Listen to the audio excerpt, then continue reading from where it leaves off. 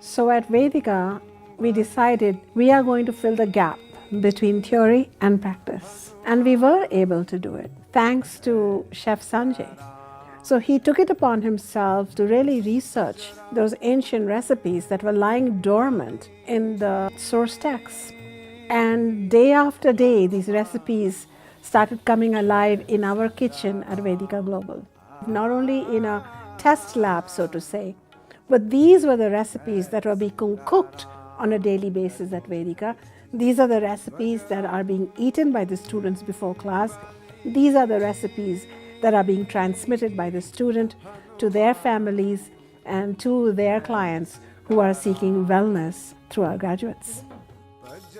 These recipes have delivered health and healing time after time because they were backed by the wisdom of the ancient sages. They've stood the test of time and they will deliver again. It's just a matter of we starting to use them all over again and not forgetting them.